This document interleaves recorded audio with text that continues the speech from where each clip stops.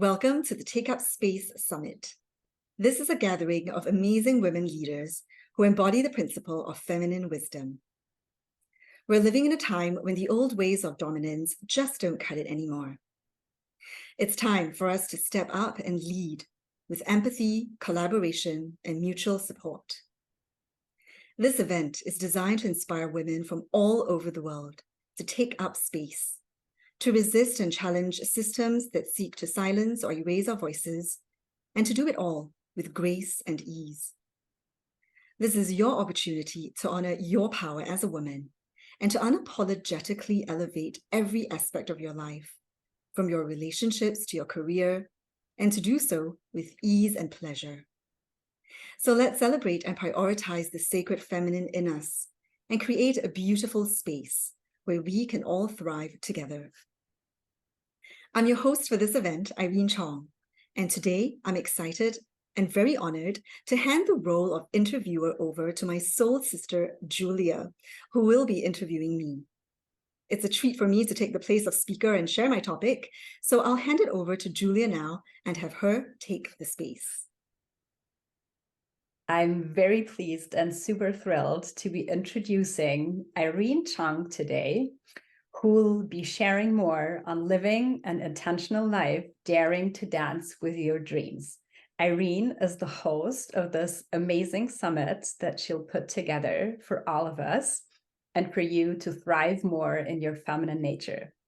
I've got to know Irene last year, and we are walking the rose path together. I'm very, very honored, not just in this lifetime, but walking this path of the divine feminine together. And let me start by reading out Irene's bio to all of you so that you get to know her a bit better. Irene is the founder of Alignment Journeys, a business that was born out of a desire to fill the gaps in knowledge that aren't readily available in conventional education systems. Through the Aligned Women's Way, an art of creating space that fosters and facilitates feminine flow, Irene teaches women how to tap into and access their innate intuition and wisdom, the inner wellspring from which beauty and ease naturally flow. Irene is on a mission to empower heart-centered women to shine in their authentic radiance and beauty. As coach, creative, and healer, she works with her clients to craft and curate every aspect of their lives so they get to live the masterpiece that they dream of. That's just music in my heart. And Irene, I would so much love to start our time together by asking you a question that you will be asking every speaker to start the interview. And that question is, what is the greatest challenge in your life when it came to taking space, especially with regards to living your dream? And how did you overcome this? So if you want to share with the audience from your experience. Yeah, so first off, thank you so much, Julia, for introducing me. It is an honor to be in this space and sharing my story and my topic with the audience who's watching this. So let me just start by saying that as a little girl, I had super big dreams. And these were dreams that I could not articulate. I did not have the language ability yet to then give a voice to and express my dreams. But there was always this knowing and a feeling in my heart that, that was there. Fortunately or unfortunately, it did not make sense to the culture scape that I was born into. And I think as a child, I was often reprimanded for being too dreamy and too spacey, that I was always in another world almost. And, just to share that I have a Pisces ascendant, and I also have a lot of mutable energy inside of me. So mutable in astrology means, like very adaptable, quite a shapeshifter. And so I was oftentimes swept up by the energy of the people around me. So for example, my family, what they wanted me to do, the expectations that they had of me. And as a little girl growing up, I wanted approval and I wanted validation. So I slowly learned to ignore and no longer listen to the dreams that were welling up inside of me and conform to the societal standards that were there. And for me, for my family of origin, it was very much, study hard, get a good job, all the conventional things that I think a typical family would want for their children. Now let's throw into the mix a healthy dose of family dysfunction.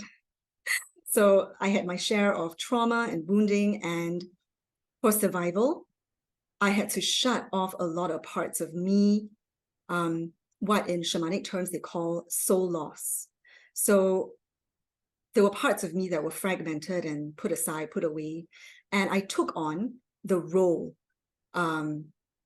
all the expectations of what it was to be good and successful. So what I didn't realize that I was living a life, but it was a life that was not entirely my own. And it was around the time I was 17, 18, that I had my first breakdown, like real breakdown, that led to my first real breakthrough, where I think my heart was so broken open that I had no choice but to call out to the universe and say, like, I need help. I don't know what it is. There was all this fire inside of me. There was a pull and a calling for something more. And yet I had no idea how to look for or even give voice to this dream that was in my heart, because I had been so wrapped and caught up in the dream of the external world that it was hard for me to really see. And just to give you an idea of how hard it was for me to take up space, growing up in my family home, I was not permitted to cry. And I am a very sensitive being. Like, I cry at the drop of a hat. But it was one of those, very draconian, like it was a very traditional Chinese family where you were supposed to be grateful. Like, I was told that my life is good. I have a shelter, I have a shelter, I have a roof over my head. I ought to be grateful and happy. And so I was trying to convince myself and trying to override the sadness and the loneliness that I was feeling in my heart. But because I wasn't allowed to cry, what I did instead was, when I was young, I read a lot. And that was an escape mechanism for me. So I would stay up past midnight when everybody else was already in bed, and I would be alone in a room reading a book. And it's usually a book, that was very dramatic, there was a lot of conflict and the protagonist went through a lot, and I would bawl. And I think I wasn't conscious of it, but I think I felt that it was okay to cry when I was, say, watching a movie or reading a book. Like, that's okay, so long as it's not me. So I wasn't able to take up space for myself to cry and feel into my grief, but by proxy, when it was another character, right, fictional or real, someone that I watched on TV, then I felt that it was cathartic for me to let out a lot of the emotions that I was feeling. So on the outside, I was this happy, cheerful, girl that I felt, was putting on that mask of, feeling that she is fortunate to have a family, to have an education. And not to say that that wasn't real. There were moments in my life when I was happy, but in trying to meet other people's expectations for me, and in trying to toe the line, it was really hard to find what I called that Goldilocks moment, to make sure that everybody's happy and make sure that I'm happy as well. And I also had this wounding of feeling that I could never please my parents. And so I was caught up in the swirl of drama, in the conflict between my mother and my father. And being caught up in this drama, it was a drama that belonged to them, but not necessarily me. So when I was 18 and I sort of surrendered and asked the universe for help, any kind of help, that was when I began my path to healing.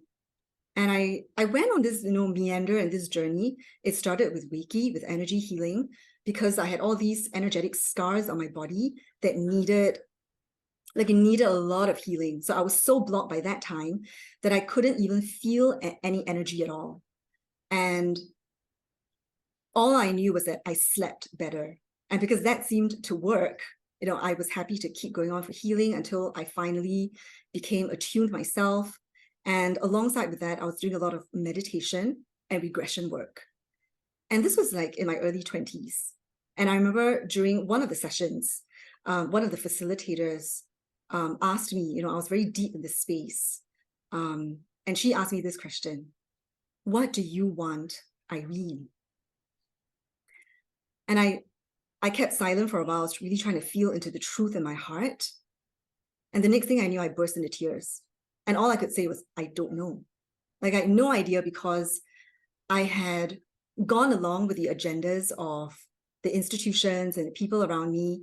But in a large part of my life, I rarely had someone who genuinely asked me a question and wanted to know my answer. Like, what is it that you want? And so that was also like a wake-up call for me when I realized that I was not taking up space in my life, and that I had been living my life for other people instead of for myself. So on the outside, everything looked great. I was receiving awards in my academics. I got a scholarship. I was secured of a job and career that was, there was job stability. There were opportunities for promotion, all of that. And I was also in a relationship that on the surface was going really well. And truth be told, if I just focus on the external, I had nothing to complain about. And yet, late at night, when you're all by yourself and it's just you and you alone, in the stillness of the space, I had this sense that it never went away, that I meant for something more. And when I say this, I don't mean it in an egoistic or arrogant way. It was this knowing that I had when I was a child, that I had a soul, that spirit had incarnated in me, that I was here for a reason, and I wanted to live my reason for being here.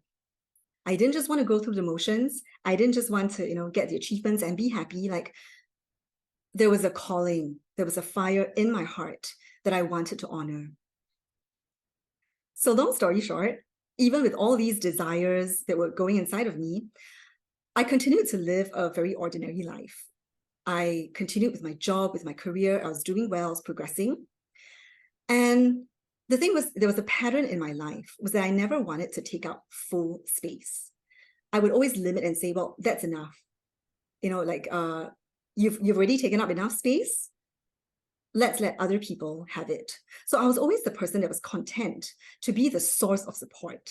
I was always the second in charge. So I didn't want to be a leader. I didn't want to shine, take the spotlight. I found it very triggering and activating. And obviously there are some karmic wounds here for me to process. But I had this belief that it's not for me. And then in 2018, so this was about 5 years ago, there was this deep soul calling that wouldn't go away. I was on a retreat, and every single day during that retreat, and I didn't know why, I just kept crying. It was like I was receiving this download and this message that, yes, I was living a very comfortable life. I had a very comfortable identity, and I didn't want to let go of it. But the voice that came through was very persistent, and it was very loving. And I got the sense that the universe is here for me. It's not against me. So at that moment, even though I had no idea how my path would unfold, I said yes. And I had no idea, no clue how or what. I just knew that there was a big why that was coming through. And because I said yes, I found that even though I couldn't see clearly in front of me, the universe would show me, and I would just say yes, yes, yes, each and every time. And at this point, I just want to say that there was a backlash, because the reality is that when we say yes to ourselves, it often involves saying no to other people and situations.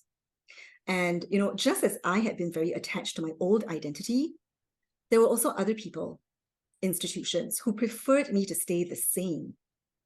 So there was a lot of conflict and negotiation. So what I will say is that because I had been steeped in the inner work that I was already doing, there was trust, and there was also support. So I have a coaching container for myself, and I made sure that I found a community that can support and hold me. And I feel that, I really believe that we all need that safe space. I think about how alone I was when I was a child, like crying alone in my room. And then I'd arrived at a point when I now felt that I had a container and a support. And yet there were still more steps. And I think of it like, when a baby is learning to walk, you can't just leave the baby alone and just throw him or her there. You want to ensure that the baby is safe and that there are caretakers to ensure that there is a container. So fortunately, I had that for myself. So fast forward to today, I still think it's an ongoing journey. I still encounter challenges. And to give an example, when I was putting together this summit, and I will not deny that it has stretched me in so many ways, way past my comfort zone. And as I neared the end, I was in the final home stretch. I created my website. I'd interviewed more than half of the speakers. And as I was putting my webpage together, I arranged for this panel of amazing women leaders in alphabetical order.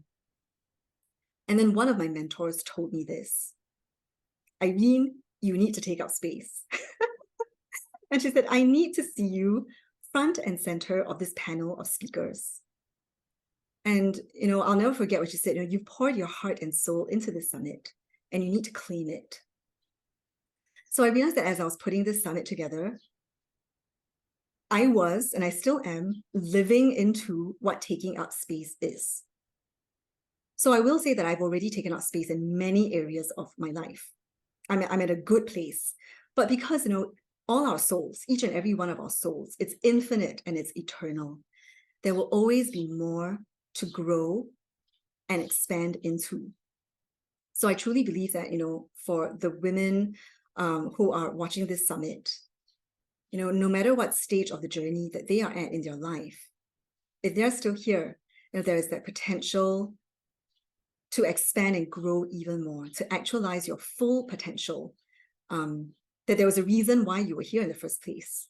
And the truth is, we're all here to live and actualize our full soul purpose. Yeah, so I think that's all I have to say. So back to you, Julia. Wow, Irene, you just cracked my heart wide open with your story. And I really had tears. I have tears in my eyes. That was really, really emotional. Thank you so much for sharing your personal story. And there's so many things that I could reflect on, but I think, what is really striking for me is that we're coming from different cultural backgrounds. And also I want to touch on this because there is, we have an international audience listening to us. And I think, no matter what the cultural background and society is that we as women grow up, I think there is a common thread of, you were talking about this outward validation that most of us were brought up with, and also that people-pleasing aspect that many carry within us, like so deeply before coming back to like looking for ourselves and taking up the space for ourselves. And I think that's a very important aspect that you mentioned, and also, yeah, how you came to realize and you worked with it. And also when you were saying and speaking about, like this, everything was nice on the surface, but then like your world started to crumble, and I could feel that in my body, because I have been there as well, and I think many of the women in the audience as well, and what it really means to take up space, which is, as you mentioned, like way out of the comfort zone we are used to. So thank you so much for speaking into that. And yeah, I'm just wondering, I mean, now that we've heard your personal story, maybe you can go a bit more deeper into what really inspired you to create this beautiful, amazing summit with so many amazing speakers, and what you really want the audience to take out of that. Thank you for your beautiful reflection, Julia. And okay, so to answer your question, there's another story to this. So earlier on, I was sharing that in 2018, I went on a retreat. And going on this retreat was a dream that was seeded back when I was 24 years old. And 24, like for those who are not familiar with astrology, every 12 years, the planet Jupiter returns to the natal position in our chart. And it's usually seen as a blessing, because Jupiter is known as a benefic planet. So there are blessings and there are gifts. And also just to share, right? I'm a Sagittarius. When with my Pisces ascendant, my ruling planet is Jupiter. So not only do I have a Jupiter return every 12 years, but I always know, like I'm always aware that something huge is going to happen in my life. And so when I was 24 years old, I was part of a meditation school, and I'd gotten to know about this eco-spiritual retreat all the way in Scotland. And I'd seeded a dream back then. And for someone who comes from Asia, all the way from the south, to me, Scotland was very far away, and I had no idea when or how or if that could ever happen. I just knew that I wanted to go there. So, and I didn't go there for like years until I was 36 years old. And that was the next cycle of my Jupiter return. So talk about like a real gift and a real blessing.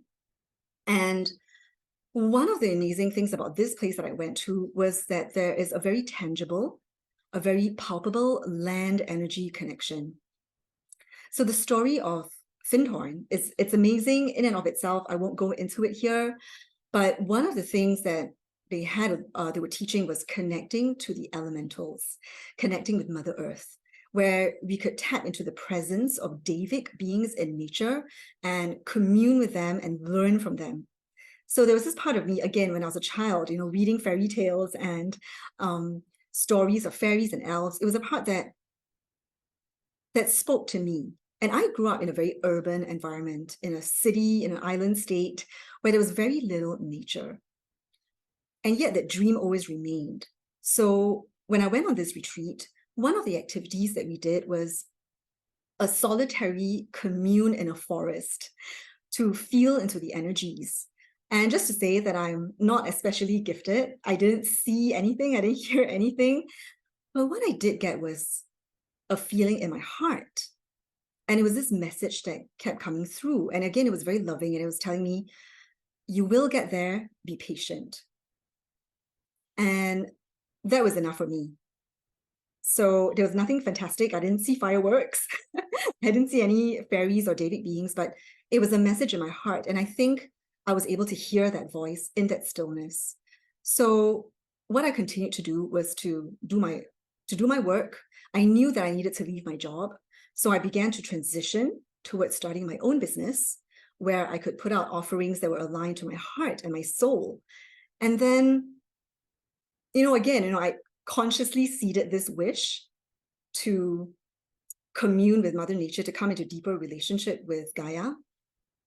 And somehow or other, that led me to Mexico, where, again, when I feel into the land energies there was a sacred space that was there, and with a lot of reverence and respect for the medicine that nature has for us. So it was there that I had my first experience with plant medicine. And by that stage, I had already been thinking of expanding into the next phase of my business. So I was already seeing clients. I would spread the word via the small community that I was in, and I was getting the message that I needed to expand. I needed to take up more space in my business. And again, I had no idea how or what was going to come through. I already had this idea of doing a summit. And also just to say that I love the idea or this model, because to me, it is very feminine. And I wanted my business to have integrity in everything that I did. So even in the marketing, I didn't want it to be, in the sort of hyper masculine, like push and being really aggressive with the sales. I wanted to give, and I wanted to nurture. So the summit model is so feminine because, number one, I don't do it on my own. I get to collaborate with these other amazing women leaders who are also in service and in devotion to serving the light. So it was an invitational call for them to share this space with me and to collaborate together. And at the same time, it's also like a free offering to gift, because I had gained personally so much from attending summits myself. So I knew that there was something in here that would be of value. And then, as I was thinking about all this, on October 22nd, 2022, and I'll never forget that day because I didn't deliberately choose it. It just so happened that the stars like really aligned. And that was the day when Venus reached superior conjunction. And by that I mean when Earth and Venus are on opposite sides of the sun. So like if this is the sun, Venus is here and Earth is at the other end. So we can't actually see Venus, it's hiding in the sun's glare. And there's a technical term for this that's called cazimi. It's a word that's derived from an Arabic word that translates as in the heart of the sun. So that in and of itself is very poetic. There's this blending of energies when Venus and the sun come together. And it was also in the sign of Libra, which is, and Venus rules Libra. So that's its home sign. So there was something special about the sign that rules balance and coming into relationship. And so when I had my plant medicine journey during that time, I was connected to a very heart-centric space versus ego-centric, which to me is always like in my mind. I'm always thinking about, can I really do this? Are you sure, Irene? You know, and all those doubts and questions and judgments. But when I dropped into that space, there were no words. It was just a very clear, direct knowing. So the way I saw it was, okay, this is a really auspicious time for me to just build my own confidence, to allow self-love to flourish, to even say that I'm going to say yes to myself. And in saying yes to myself, I'm also saying yes to the other women that I wish to call in. So from that moment on, each step of the way, I began to call, and I really saw it as co-creating with the universe. I would have ideas, and then I realized that I couldn't do it on my own. I would need support. And in the end, like when I look at how it's all come together, there was a lot of magic, a lot of miracles. I mean, even the final number of speakers that landed, and I could not have predicted just how many there would be, but there are 33.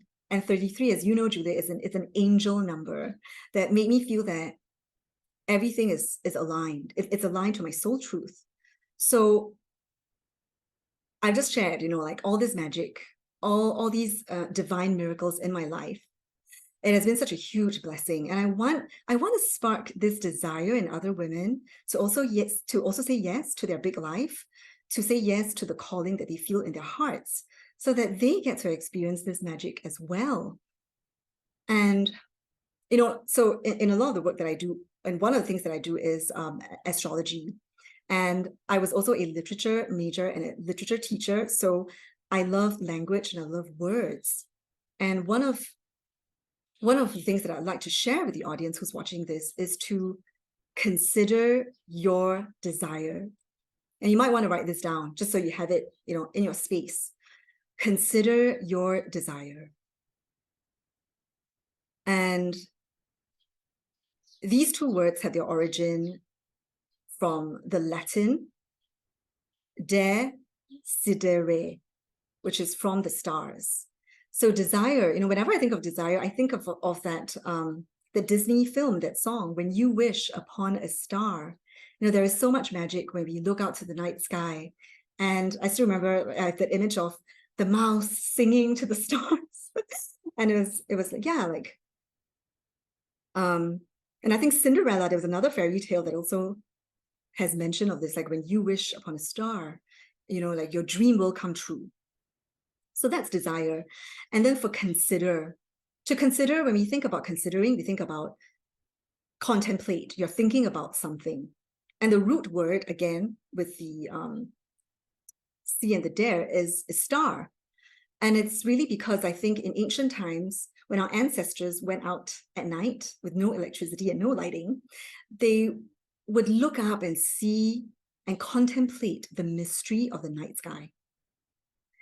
So to me, this idea of considering your desire and saying yes to your wish and tending to that flame that it is inside of you, I'm hoping that as the women who sign up for this, as they watch the interviews, they will be inspired by each and every single speaker's story, that they will be able to find resonance from any or all, and be able to spark their own desire to live their biggest, fullest, bestest life. So that's a long story to explain why I decided to create and put out this summit. And you will see it's very clear, right? That all my images, all the publicity material that I've created for this, it's always the night sky, because I remember what it was like when I was a child, looking up at the night sky and wondering,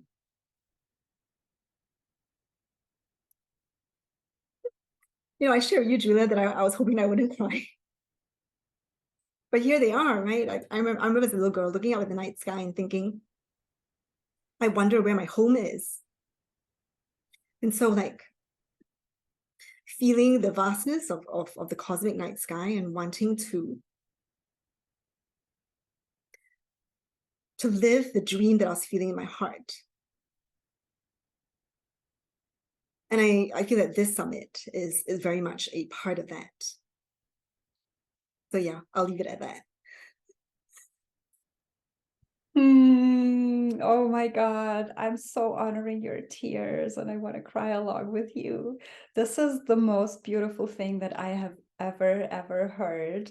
And, you were weaving in astrology right from the very beginning, and I was going to ask you, but I think everything that needed to come out exactly did. And I really love how you are weaving in the Venus path and the etymology and everything of it. And to me, that also shows, how multi-layered even our language is. Like, we say things that we take for granted, but actually they're so woven into the network of the universe and like the cosmos and the sky, and that's going on. So always an invitation to dig deeper and to ask for what's underneath, like what wants to come through and what's our truth. Thank you so much. And also, of course, it's no surprise that like the word space, taking up space, is also connected with the cosmos, right? And I know that you have created this as an acronym actually for different attributes that you are giving this summit and that you are giving your beautiful work. So I really want you to speak on that and let the audience know, because also I just found out yesterday that it is designed like this. So tell us about it. Wow. Okay, great question. And just to say that there's another story here. So I feel like this conversation is turning out to be a story. So just to say that when I first had this idea for the summit and I was playing with ideas and names and images, I had these cute images of like an astronaut and a star, because it was to me like, when I think of taking up space, I think of reaching for the stars, like really reaching for your dream and shooting for the moon. That was the idea I had. But in the end, I realized that the message of the divine feminine needed to come through a lot stronger. So I put that aside, and I have my current graphics now. So space, one of my favorite words, space and spaciousness. And I will also say that, so my background as a school teacher, I was specializing in curriculum development and pedagogy.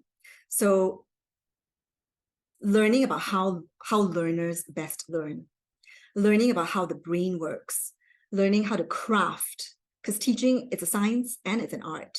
You don't just go into a class and pour information down. There's a whole sequence and a whole structuring and a whole facilitation that takes place. So you draw the knowledge out from the student instead of it being top down.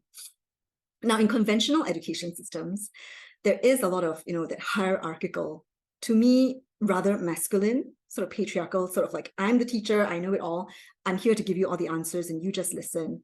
But the more feminine, collaborative way of teaching is honoring, like coming into circle, knowing that the children, that those who are younger or even older than you, that as souls, that we all have knowledge and wisdom to share. So it's about drawing that forth and bringing it out. And so one of the techniques that we use is Socratic questioning, to ask powerful questions, to draw forth these answers. So when I needed to come up with my own curriculum for my business, and I was very clear that I wanted to educate and to teach on subjects that are not taught in conventional education systems. And it's really this idea of that bringing down the light. And because I also specifically worked mainly with girls in schools, so there had always been this part of me that knew that I wanted to be in service and devotion to the divine feminine.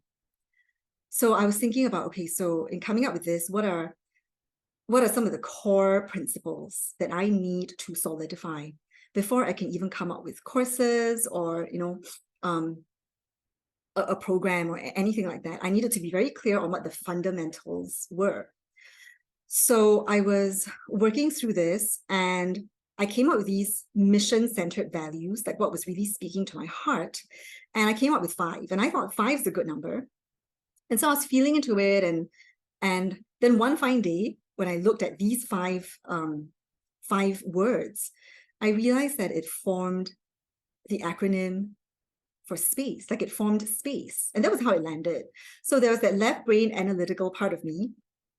But obviously, like when I was feeling into my divine calling, I was also tapping on intuition and creative downloads. And one of the coaching modalities that I'm trained in is intentional creativity. So this is like a very powerful coaching paradigm where I'm not just coaching from the head space. I'm tapping into the creative source that is divinity and allowing that to come through.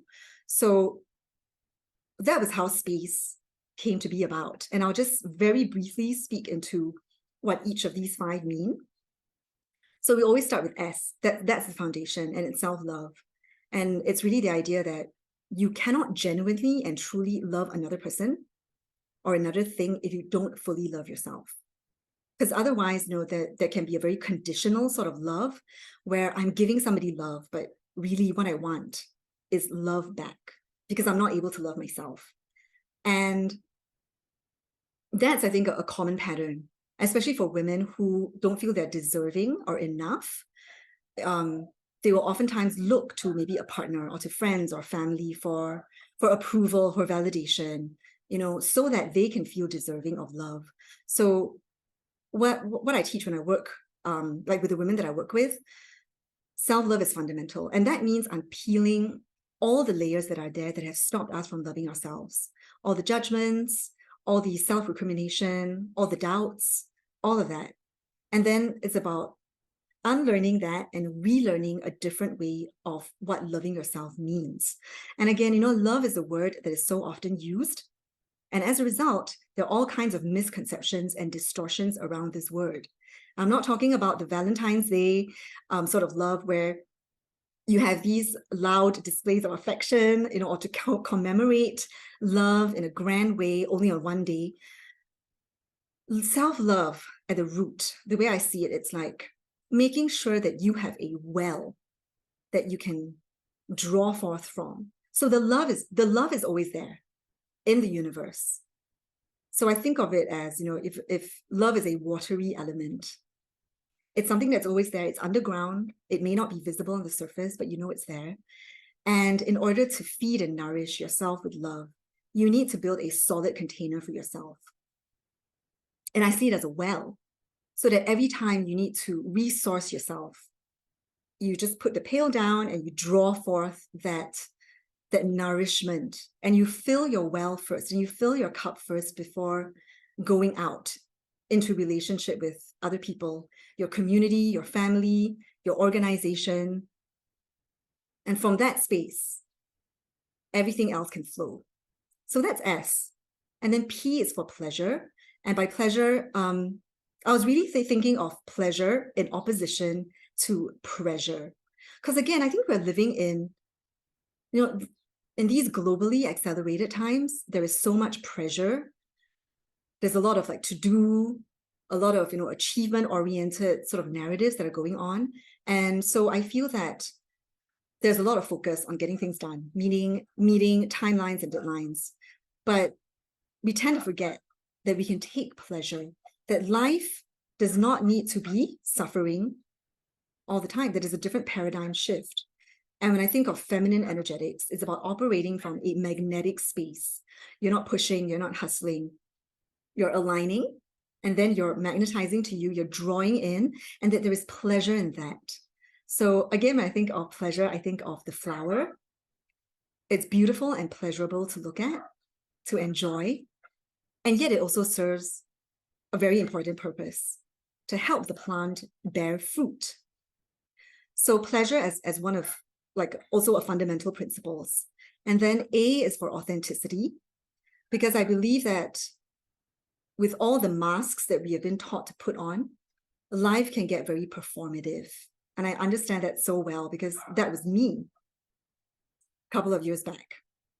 And I knew how to perform, like at work or in social situations. I would be able to, like I say, like I shared earlier, put on a happy front, but I knew that that was not the life I wanted to live. I wanted to be able to speak and express my truth, and to be able to love myself enough to give that to me. So authenticity, that's A. And there's so much here that I want to speak into, but I'm also mindful of time. So what I will do is just say that if authenticity is something that's a principle that's very important to you, keep a lookout for the rest of the summit interviews that are coming up, because there are a lot of speakers who are speaking into this, especially on day 3. And then let's quickly move on to C, which is creativity. And like once you're in a position of fully loving yourself, you're taking pleasure in your life, and you are living an authentic life. This is really where you can start to play, to have fun, to create, the life that you want. So this is where, I talked about having a dream. First, you tend to that dream by loving it, by watering that dream, taking pleasure in caring for it, making sure that this is the dream that you want and not a dream that somebody else wants for you. So that's authenticity. And then you consciously co-create the life that you want for yourself. And obviously, as you create a life for yourself, the people around you, the space around you, that will shift and benefit as well from your energetic change. And once you have all those 4, we arrive at a place of easeful beauty. And I thought it was really important to put the ease in front of beauty, because again, there are so many distortions around this concept of beauty. Again, a lot of it is performative. It's about like putting on makeup, dressing up.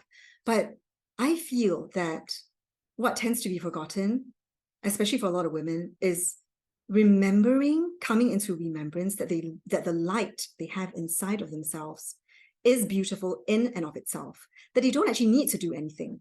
There's nothing to improve or nothing to fix. All they need to do is to allow the light to shine and radiate forth. Like, that is key, and that is the most important thing. And, I'm sure you've come across women who, maybe they don't dress up, maybe they don't even have makeup, but because they are radiating that inner light, you are immediately drawn and attracted to them, because they are shining their light and they are standing in their authentic beauty. So it's an easeful beauty because it's natural. There's nothing artificial about it. All you're doing is you're bringing it forth. So I hope that answers your question as to the idea of space and why I feel that is so important for women to claim space for themselves, to take up space so that they can hold space for other people in their lives. You not just answered the question, you made these 5 letters a living transmission. And I guess that from now on, everybody will think differently from what space really means. Thank you so much. That was beautiful. Okay, so weaving back to the beginning, I know that you have prepared a beautiful gift and activation for us, where you are going to be activating the audience and really giving a voice to their dream.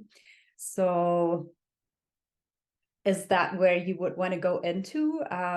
Or can I invite you also to speak a little bit more about like your work and how people can find out what you're offering?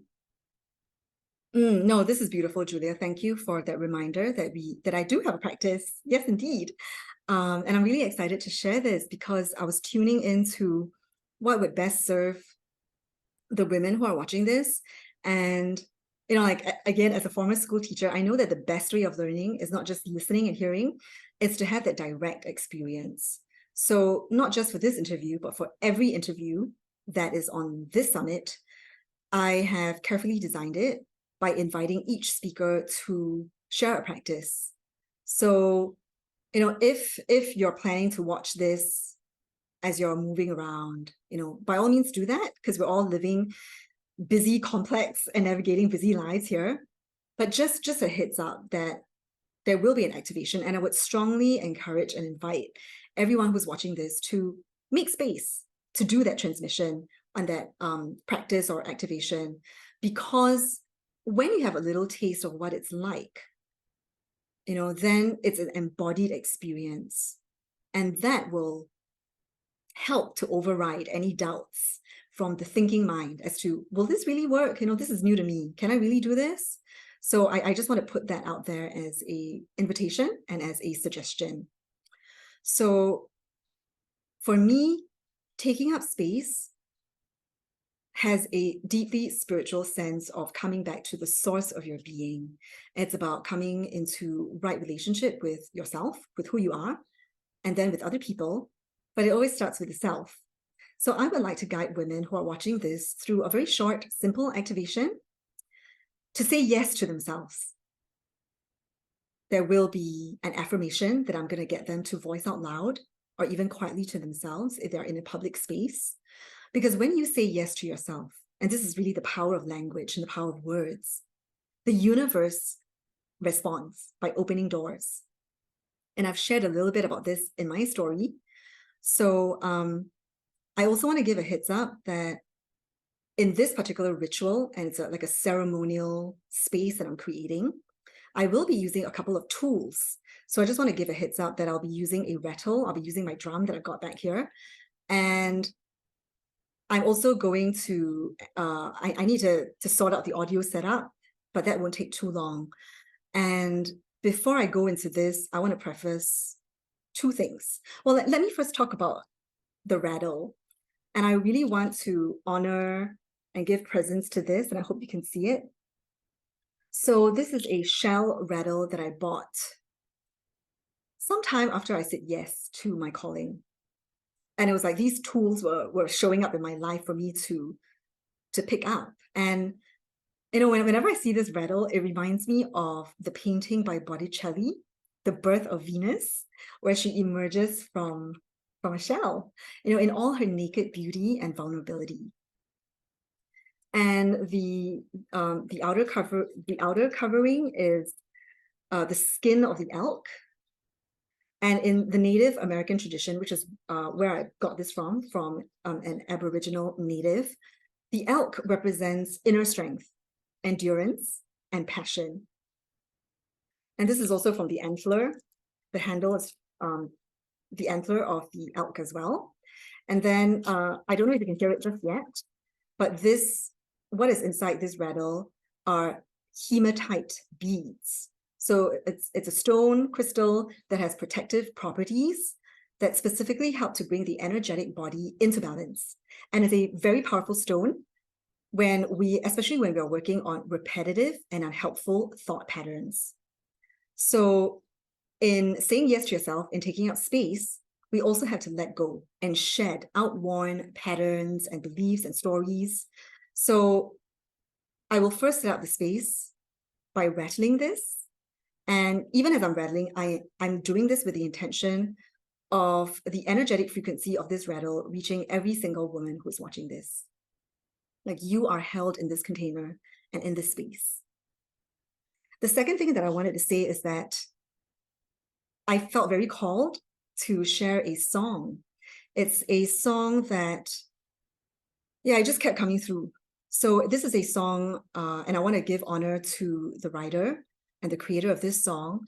It's a Jewish rabbi, Rabbi Shlomo.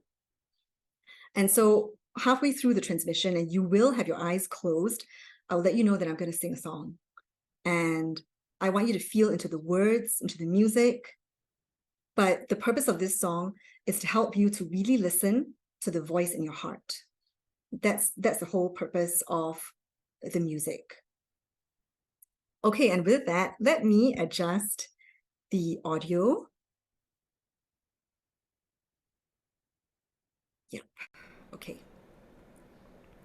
So one of the things that I would like to invite everyone watching to do is to just physically shake off. Just do a little shaking. If you can stand, shake it all off. And what we're really doing here is we're shaking off all the old stories and limiting beliefs that have prevented you from expanding and growing. If you feel called to make a sound, just like let it all go. And I'm going to rattle now. And I'm sending the energy of this rattle for all who are watching. And all you have to do is to say yes to receiving this medicine that's coming through. Okay. And after all that movement, I'd like to invite you to come preferably to a sit rather than lying down. And I would invite you to close your eyes. And just feeling your body resting on whatever you're sitting on. It could be the ground, the chair, a mat. And slowly coming into stillness and turning inward. I would invite you to have your hands resting on your lap with your palms facing upward as a gesture of surrendering to the universe and receiving the blessings and the gifts that are here for you.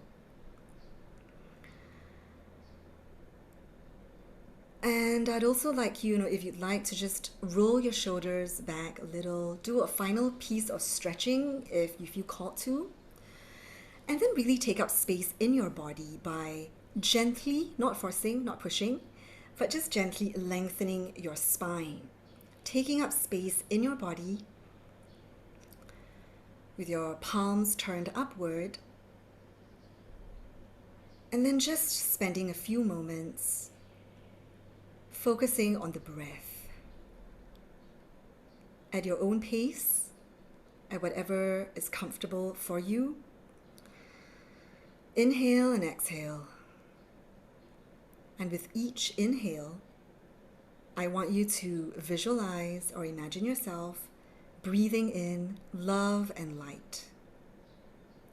With each exhale, I want you to release fear and worry. Breathing in acceptance, breathing out resistance. Breathing in permission, and breathing out judgment. You are breathing in abundance and breathing out lack and scarcity. You are breathing in freedom and joy and breathing out all the shackles that have been holding you back.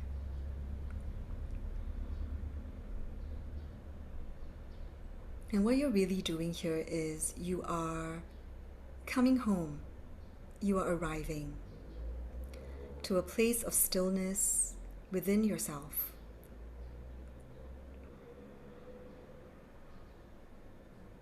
And in this space of stillness, I would like you to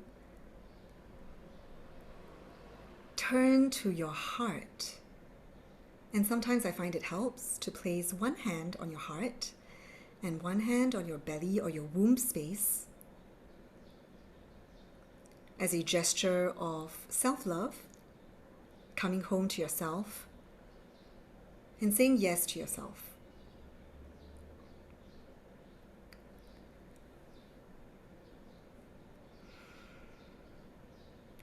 And as I begin to sing this song, which is also a prayer and a blessing, I invite you to turn within and tell yourself, I love myself, I claim my space. I'm willing to say yes to the big, bold, beautiful dream of my life. I'm ready to claim spaciousness for all of my dreams, for the bigness of who I am.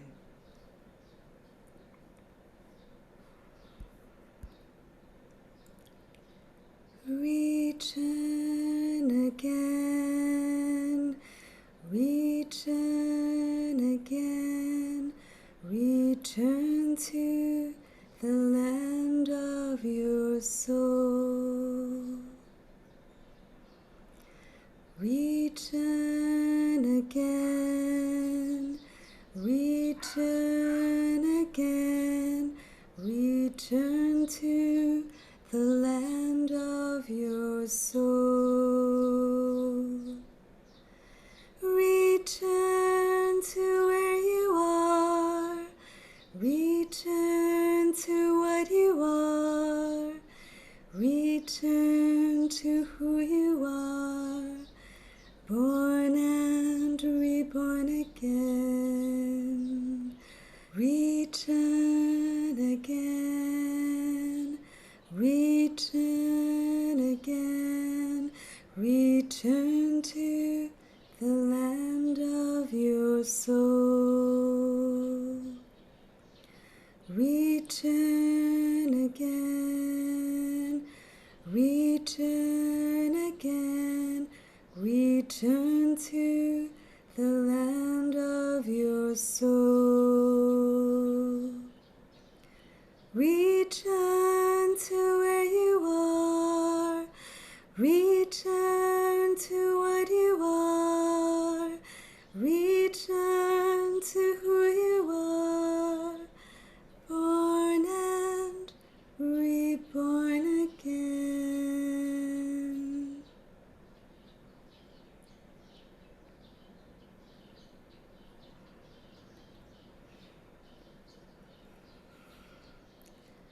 Feeling the space in your heart that is unbridled, unfettered, wild and free.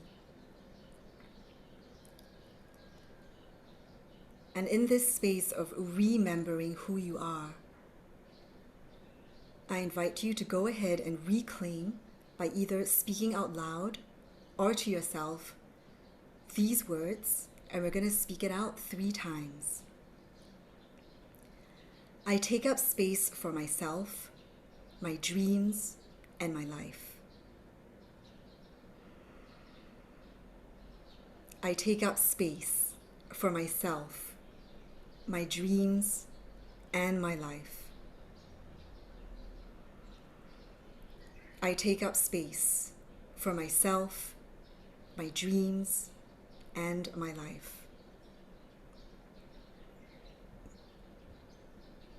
And in this space of deep honoring of yourself, of your dreams, and of your life, I'd like you to say thank you to yourself for heeding this call and for claiming space for yourself.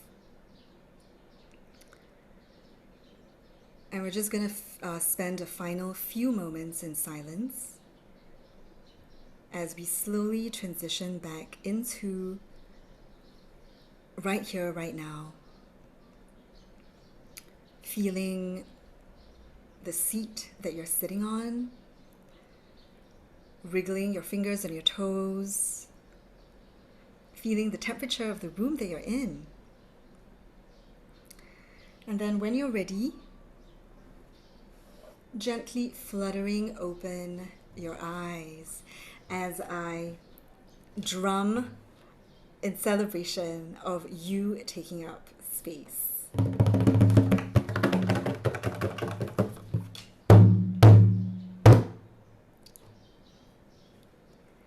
Thank you.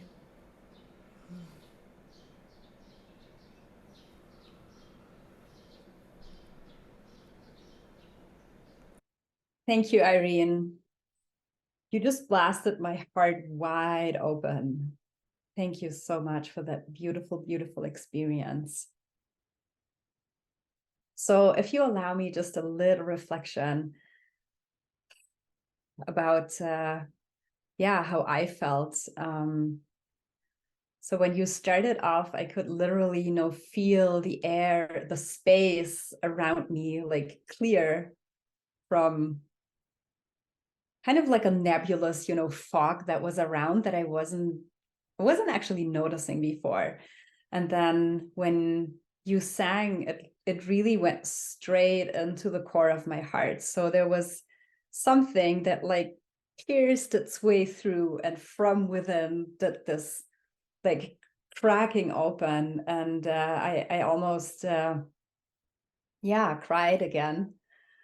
It was really, really touching. And I feel that, you were singing, but it was almost like my own voice, like the voice of my soul wanted to chime in and come out and sing along with it.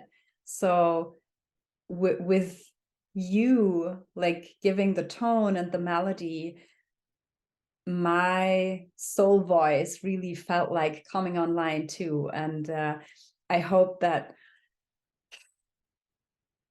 with the summit and with your soul song and the song of your dreams, also in the audience, you activated a lot of the voices within, so that it's going to be a symphony, an orchestration of all of these beautiful feminine voices together. Thank you so much.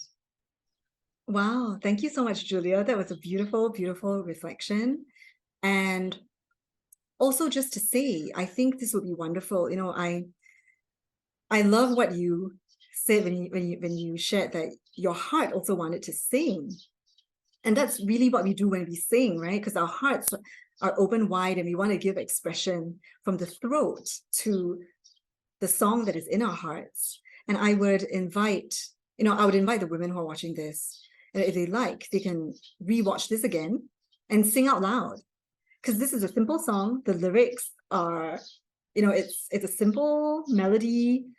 They can listen, do the activation again, and sing out the song. And also just to say that this is a song that can easily be found online. So if they want to, it's the title is just Return Again, and it's by Rabbi Shlomo. But I believe that if they were to type Return Again, they would, and like Return Again song, they would be able to find the song. There are countless versions of this, and they can find a version that resonates with them and, play it whenever they feel this calling to come home to themselves. So thank you for that beautiful reflection and share, Julia. Thank you. I'm going to look it up. It's going to be my new mantra for sure. So sadly enough, our time together is coming to an end, and I would really love for you to share a little bit more about the beautiful free gifts and generous free gifts that you have pulled together for the audience. So if you can say a little bit about that so that everybody knows what to expect. Yes. And when I tuned into what I wanted to offer, I had two in mind. So I'm gonna gift two free gifts to the women who are watching this. And the first is, I feel that in our conversation so far, I've been speaking a lot into how the dreams that you hold in your heart, they are precious and that they deserve to be nurtured. So I am gifting, my first gift is a recording from a workshop that I did last year. It's a creative process. So this will allow summit attendees on their own to uncover what their dreams are. And I'd like to add that, I held that workshop a year ago. And then since then, I've created several more of these pieces, what I call vision altar boards. And they have brought me so much joy and pleasure because this is a creative expression. It's a visual manifestation of your dreams. So in this workshop recording, there are 3 videos in all to prepare you for what's to come. And there's also a guided activation to support you in your dreaming process. So that's the first gift, and I really hope that it will be of benefit to the women who want to feel into their dreams and they want to manifest and have their dreams come alive. So that's one. And the other free gift I have is, so I work with women one-on-one, and I would like to give away 3 one-on-one soul strategy sessions. So this is really for the women who, as they're watching this and watching the summit, they feel ready to take the next step into claiming and taking up space for themselves. Could be in their relationship, their business, any aspect. And I would love to offer these women a soul strategy session to help you plan how you can carry out your soul's highest purpose. So what you will get will be clarity and practical insights on how you can dance with your dreams. And if you'd like to do that, I invite you to click on the link. And there is an application to fill in because I only have 3 spaces available. So both these free gifts are on offer, and they just have to click on the links on the summit page to access them. Yeah, so that's all I have to say. What a generous gift and offering. That's it sounds so much fun. Thank you so much. And I thank you for your time. I thank you for sharing all your experience. It's an amazing opening to this beautiful summit and all the amazing interviews to come. And I'll hand it back to you for the closing. Well, just in closing, I would just want to say, thank you, Julia, for being here and for holding the space for me to speak into my dream and my heart. I also want to thank each and every woman who is watching this. Like, I know that you've signed up for a reason. And my wish and my blessing for you is to open and bloom into the bigness and the fullness of your dream. I hope that you enjoy the rest of the summit and take up space.